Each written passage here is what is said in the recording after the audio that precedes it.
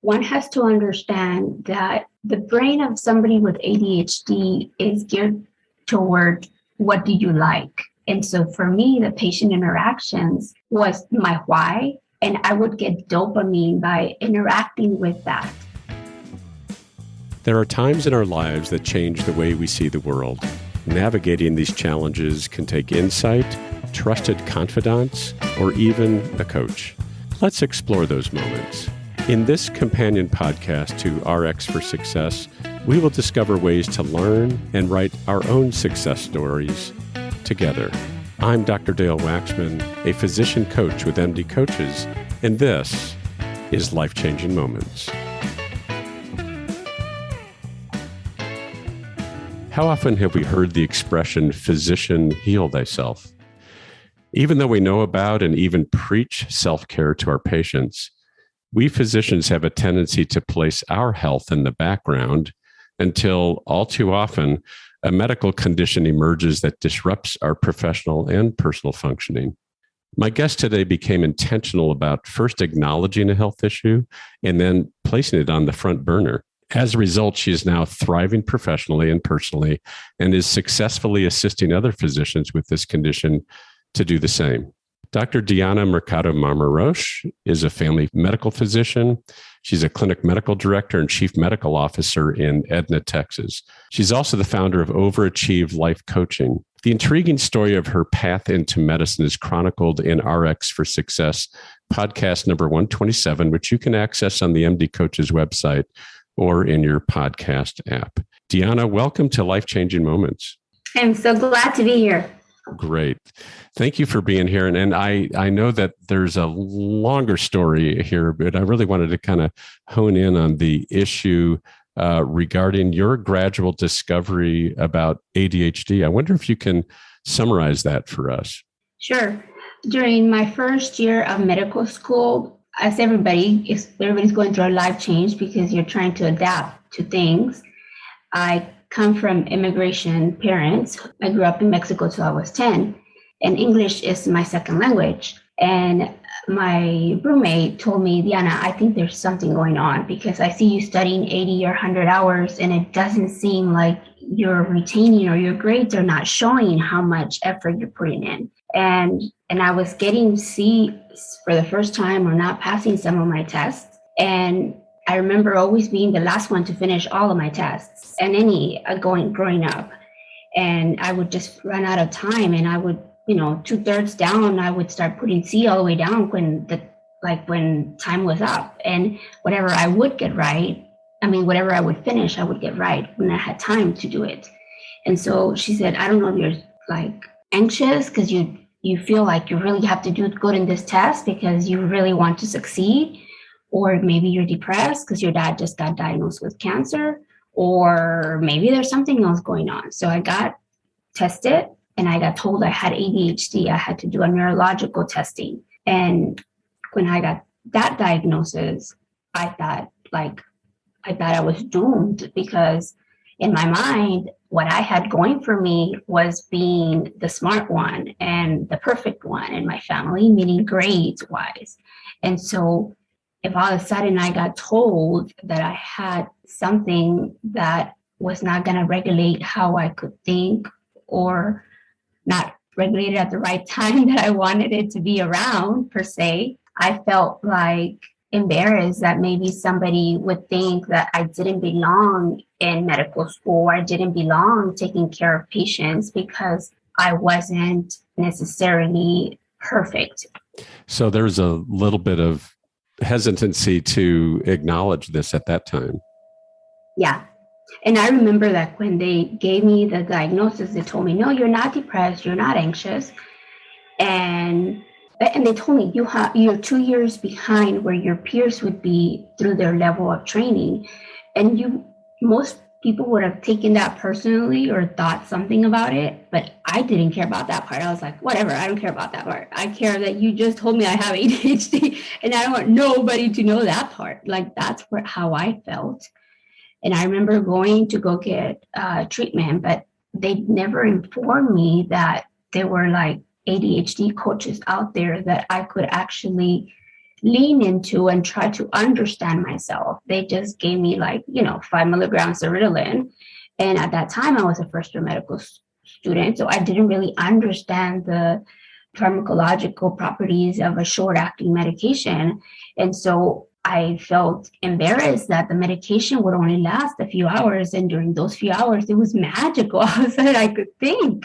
Yeah. So there's, I'm hearing this piece where it was, you're reluctant to sort of take on this identity, if you will, with this diagnosis, but also noticing that there was some impact in taking the medication. And so did things finally kind of get titrated well for you so that you were able to function?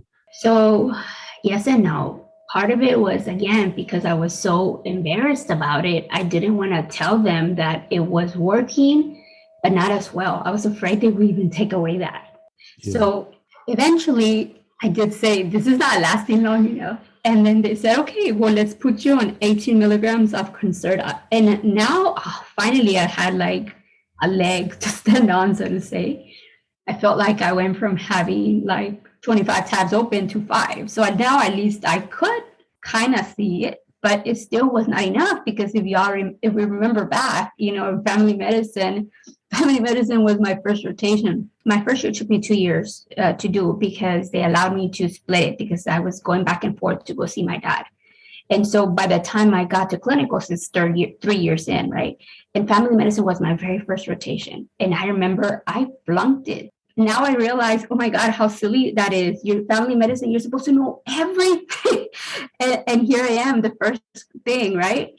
And so, yeah, that was the only class that I remediated. And later on, I went through so many other classes. And then I came back and I did it again. I think I only did a week or 2 weeks of remediation.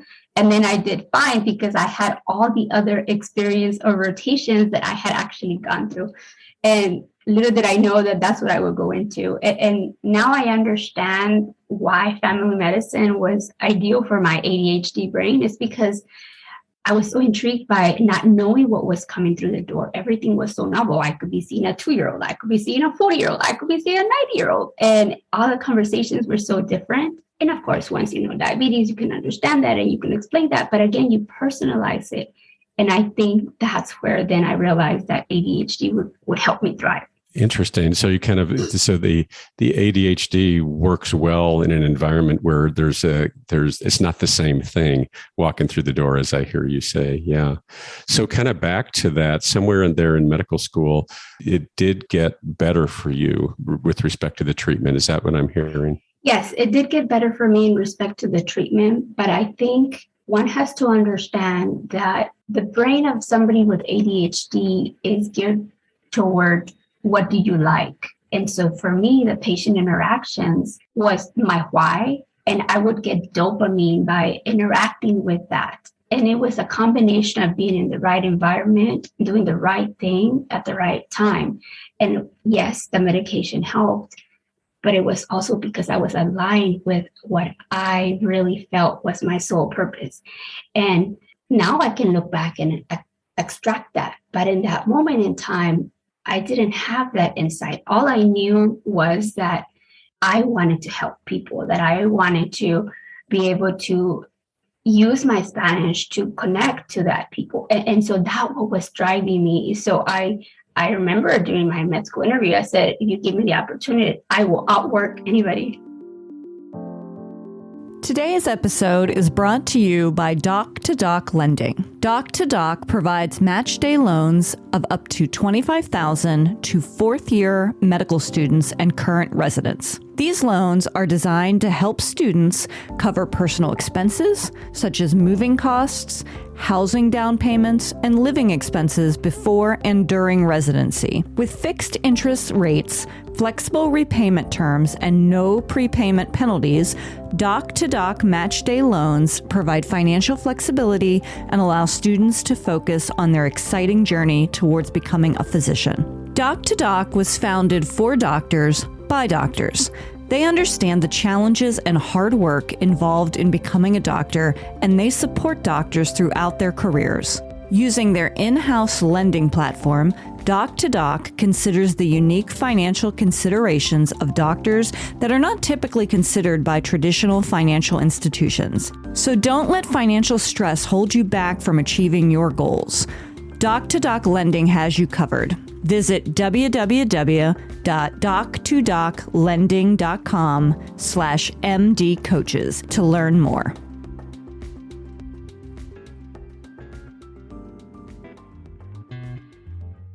Hi, I'm Rhonda Crow, founder and CEO for MD Coaches. Here on RX for Success, we interview a lot of great medical professionals on how they grew their careers, how they overcame challenges, and how they handle day-to-day work. I really hope you're getting a lot of great information. But if you're looking for an answer to a specific problem, management or administration challenge, or if you're feeling just a bit burnt out, like maybe you chose the wrong career, well, then there's a faster way to get the help you need. No, it's not counseling, it's coaching. RX for Success is produced by MD Coaches, a team of physicians who have been where you are. I know you're used to going it alone, but you don't have to. Get the support you need today. Visit us at mymdcoaches.com to schedule your complimentary consultation. Again, that's mymdcoaches.com, because you're not in this alone. We'll get back to our interview in just a moment, but right now I want to tell you a little bit about Physician Outlook. If you haven't discovered this remarkable magazine, please do so very soon. It was created by physicians, for physicians, to showcase the intersection between clinical and non-clinical interests, whether it's writing, painting, cooking, politics, and dozens of other topics. Physician Outlook gives a physician perspective. It's available online and in print. It's really unique among physician lifestyle magazines. And like the Prescription for Success podcast, Physician Outlook amplifies the voice of any physician who has something to say. It also engages patients who still believe in physician-led, team-based care. And Prescription for Success listeners can get 3 months free when you enter our promo code RX for Success and select the monthly option at checkout. That's a really great deal on this stunning publication. And now let's get back to today's interview. It sounds like there was a lot of adaptation. There was also, I'm also hearing you say it's not medication only. There's a lot of insight. There's a lot of behavioral things. There's a lot of knowing the self about what works best for me as an individual. And so we're also not going to generalize about all people with ADHD here. Yes, either. of course. Yes. And it's a spectrum. And that's the beautiful thing about it, that now, of course, when I dived into it and I learned that it's a spectrum and people learn differently. And now I can see how I was able to adapt to medical school and residency. And, it's in interactions and it's in communications that I learned. And for people with ADHD, sometimes everything is important and nothing is important, meaning there's only 2 types of times, now or not now. And you and I are talking and you're the most important conversation. And so when I was in class, I could not concentrate on the teacher because I wanted to look at everybody else. So what I would do is I would listen to the recordings later. And when I was running around RISE, I would be listening and imagining the data in different parts of the trees and remembering things. So I learned differently. And then I set myself up for success by meeting with a tutor, because I knew they had done really well to be able to be a tutor and they could help me zone in. And I wanted to study. I didn't want to look like a dummy when I went to them. So it was that accountability and that talking back and forth that I was able to gauge what might be important, because you know how it was to be a medical student when you go do an H&P and you can talk to them for 2 hours. So I wanted to learn everything. And that was problematic with somebody with ADHD because they're like, you're looking for zebras. We just want the most. And I was like, but that was important. Because everything's important. Yeah. And what I heard you say in the earlier podcast was a lot of this work is thinking through what really is the priority here? Yes. Because you're saying everything's a priority. It could be everything can be a priority. I want to fast forward just a little bit, Deanna. So you had this adaptation to it, through your own adaptation, what you learned about yourself with the help of medication and some other in tutoring and professionals. And then fast forward, there's a point at which you rethought whether you needed to be on medication or not. It was actually because you consulted somebody different. And so that was a point, if I remember correctly, that you then went off of medication. Yes. So after I finished residency, I got told, you're an attending, go to somebody else. You can't keep coming to the student health clinic. And when I did, when I saw somebody else, I was like, well, I'm in Houston, and in my mind, any Baylor psychiatrist should be able to treat me, because I thought adult ADHD is a common condition. And so I picked a random person out of a hat, and I went and I took my neuroscience exam, and I took my 18 milligram of Concerta. And the physician, and I can't even remember his name at this point, didn't even give me more than 2 minutes of his time and said, you're a physician, you should know better. You outgrow ADHD. He's like, you don't need medications. And he walked out. And I was so ashamed. And I told myself, I'm family medicine. He is a psychiatrist. He is a specialist.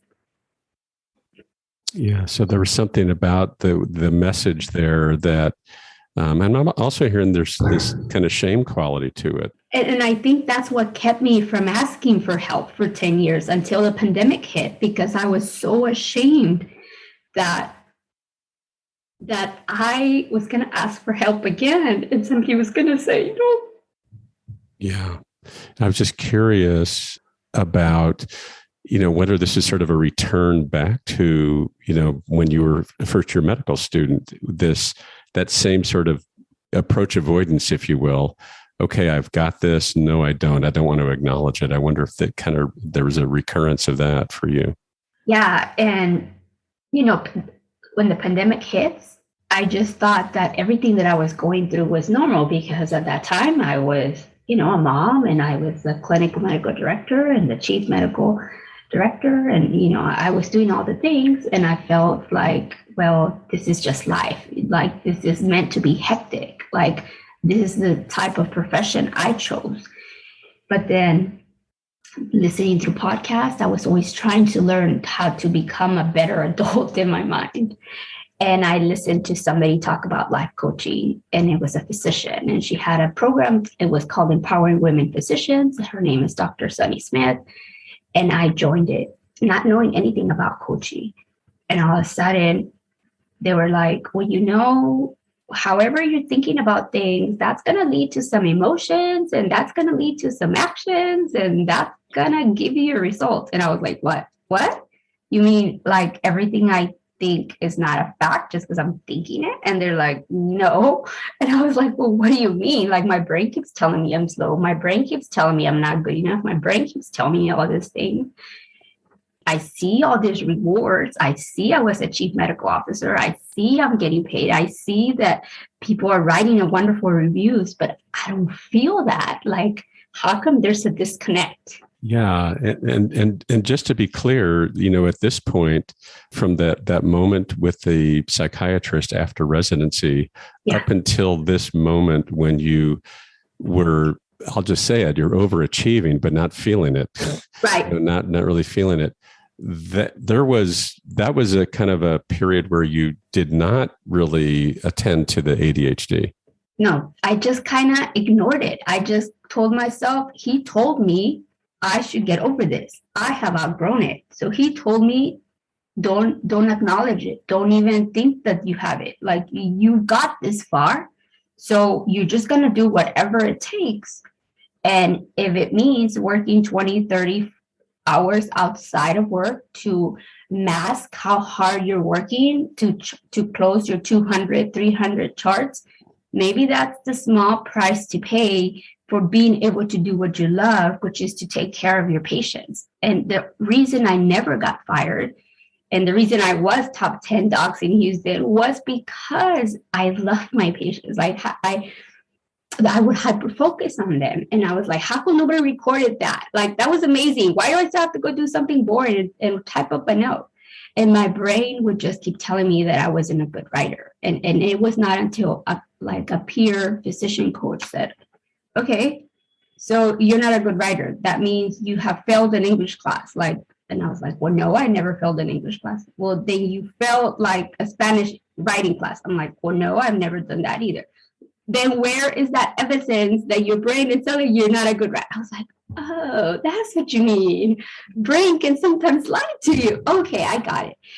And then that's when I realized, okay, so ADHD, that's just a neutral fact. It's whatever I want to make of it that's going to make the difference. I can think this is the worst thing ever, or I can think this is a gift. How can I step into it and own it and not be like ignorant about it anymore? How can I then step into it through curiosity? Because maybe it was my ADHD that allowed me to be so outspoken, and I impulsively already said what everybody else was thinking, and they call me a leader for that, right?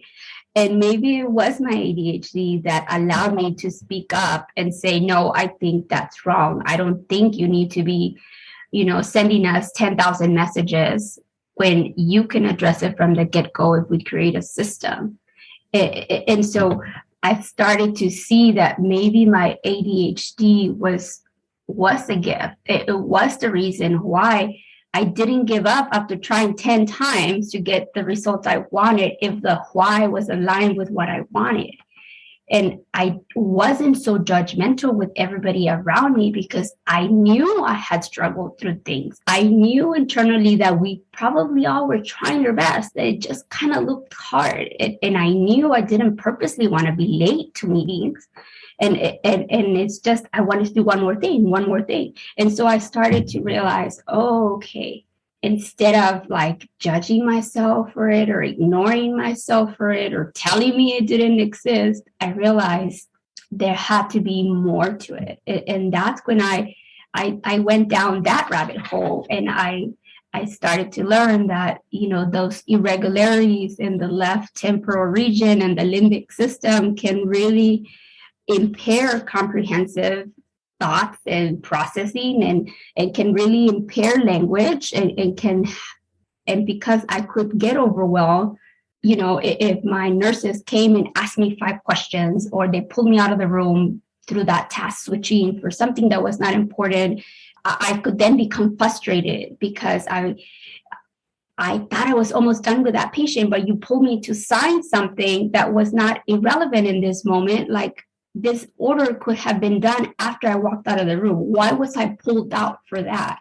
Why was I pulled out to ask if I'm wanting to see a patient that's 40 minutes late? Like, I started to see that I had to set some boundaries for me and for them. And I started to see that my time blindness didn't have to be a time blindness, that I could use a timer to tell myself, hey, 10 minutes are up. Like, do you need something? Have the person knock on my door and ask me if I needed something. But that awareness didn't happen until I started to ask myself if there was a better way, until I started to say, okay, if investing with a peer physician coach gave me some insight that maybe I am doing better, but I had 2 or 3 physician coaches tell me, hey, you're all over the place, girlfriend. Why don't you go try medicine again? Like, I see that you're running. I see you're meditating. I see you're doing different things, but why don't you just try again? And I realized, okay, I asked myself, well, I do trust 2 or 3 psychiatrists that I send things to all the time. Let me talk to one of them and see what they say. Mm-hmm. And it was the most beautiful encounter. Nice. I just want to kind of reflect, what a journey for you. What I really wanted to highlight for our listeners was this real significant shift. It's 180 from shame about a diagnosis all the way to embracing it and saying, how has this been a gift to me? What are the strengths that this has created? It certainly created a lot of achievement and top doctor and in your area and all the accomplishments, there was a cost. As you're sort of reflecting, there's a huge cost. I think one of the things you said in the earlier podcast was that you were chronically behind in charts, as an example. And so I don't want to go back there. I just want to kind of move us forward regarding this sense of embrace. And what do I do with this? And I do want to acknowledge this. And how can I now move my life forward? I'm curious, you mentioned some coaches, and you mentioned the coaching program that you're in were helpful in forwarding your acceptance. Who else was helpful for you? Yeah. So when I started to realize that I should try to do that, I started just looking for CME, ADHD stuff. I started to look for that. And I started to then realize, okay, what about an ADHD coach? And so I went and I actually signed up for 6 months of private one-on-one coaching. And then I also signed up for like a group coaching and for ADHD. So I went from being somebody who felt like I had no time to all of a sudden doing all these things and finding the time. And then that's when I realized that I had to be intentional with understanding me, because if I didn't understand me, then sure, I was going to be somebody's agenda, but I was not in my own calendar. And so I realized that planning really was important, that taking inventory really was important. And I kept looking around and I couldn't see physicians saying, I have ADHD and this is what helped me. I almost kind of became a mosaic. I integrated what I started seeing helping me, and then what I started seeing from my ADHD coaching and from what my physician coaching was saying. And even though they were giving me advice, the ADHD person that was not a physician, she didn't understand that there was different levels of executive function that was, even though she was saying just batch things, she didn't understand that batching prescriptions was different. Like I couldn't just go into and do the batching of the in-basket. She didn't understand that I could easily go down a rabbit hole just with one lab, because then I'm looking at prescription, looking at the last lab, looking at da-da-da-da. So then I realized, oh, she means executive function by task. How much energy is this taking me? Okay, so then I have to just, instead of looking at each lab, because my EMR was not the best, I said, print out all the stuff. I'm going to look through them, looking for what are the A1C above 9. Instead of going into each patient's chart, I had to set up a system to be like, okay, I looked at 20 labs in 10 minutes.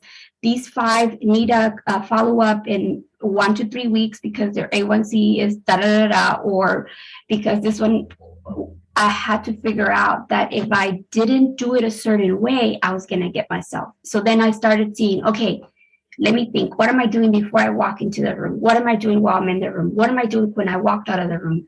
Where can I shave a minute? Where can I stop a distraction from happening before it happened? Can I have a binder with all the common handouts that I give so that I don't have to keep leaving the room looking for that handout?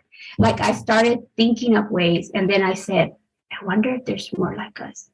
They're just not talking about it because I wasn't talking about it because I was so ashamed. I wonder if there's more like us. And so then I started to think, what if I can create a program that could offer CME credit? That way they can get their employers to help themselves. And then I'm not gonna, in my program, I'm gonna say I have ADHD and they're welcome to work with me. But if those physicians don't want to disclose, they don't have to. And then they can still come and get tools and hacks and techniques that are evidence-based so that they can help themselves instead of just paying the price or deciding to leave medicine because they haven't created a system that supports them. Yeah, it's a beautiful gift to the world. And so I'm really glad that you recounted that story so listeners can hear, not only did you sort of embrace this diagnosis, but all the things that you learned about it, and then learned, oh my gosh, I wasn't alone.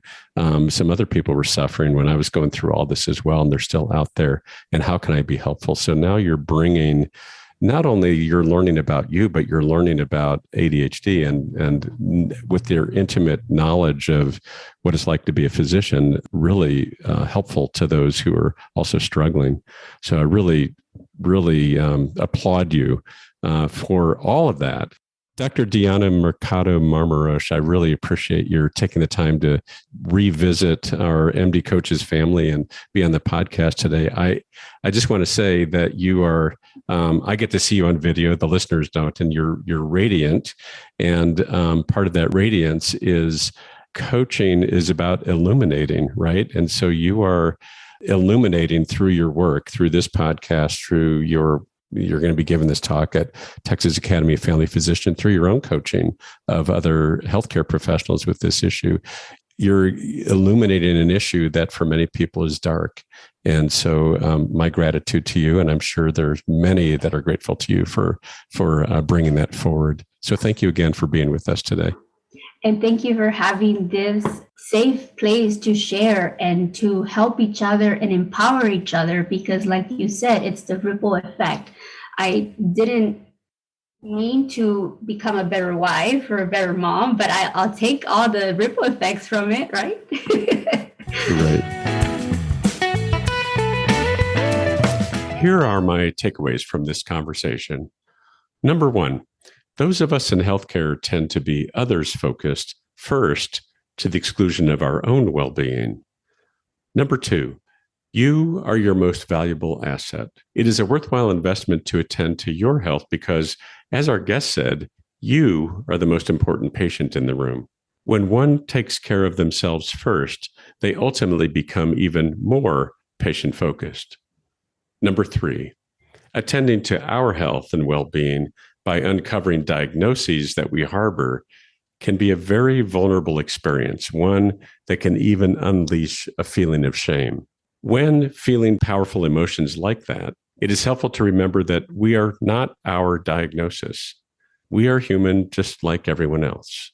Number four, being open to others' concerns about you may end up being a pathway to a proper diagnosis or a deeper insight. In either case, it can ultimately lead to being a better you. Finally, another way to put this last point is be open to having your blind spots illuminated. One of the best ways to do that is through the confidential conversations that occur with a trusted coach. For more information about our coaching services, please visit mymdcoaches.com. Thank you for listening, and be well. Thank you for tuning in to Life-Changing Moments. If you enjoyed this episode, please be sure to rate us 5 stars and leave a review. Doing so helps our podcast reach more listeners. Have something to share? We'd love to hear your thoughts. Visit the MD Coaches community on Facebook groups. This dynamic virtual space is a place to continue discussion about life-changing moments and perhaps share some life-changing moments of your own. Join the conversation today.